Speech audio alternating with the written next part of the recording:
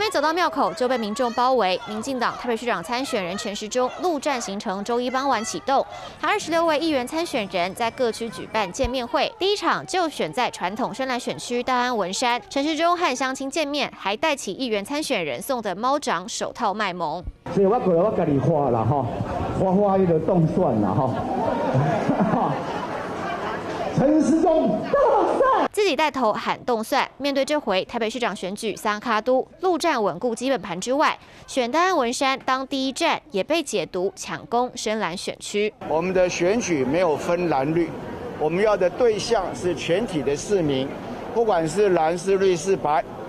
都是我们服务的对象。陈时中陆战开打，这天晚上黄珊珊则打空战，上直播节目专访，再度瞄准防疫话题。台北市跟中央好像在防疫的时候都在怎么对杠啊？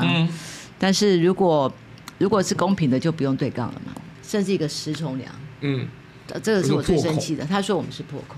我想说，那3+11是什么？再提万华破口事件，黄珊珊又细数，从防疫旅馆到防疫计程车，都是北市先行。突然间来一个居家检疫，没有人知道什么是居家检疫，所以我们才发明了防疫旅馆。就还有一个防疫计程车，其实我们台北市先做。防疫抗疫 COVID-19 是人跟病毒的战争，不要搞错了，不要把它搞成是人跟人的之间的战争。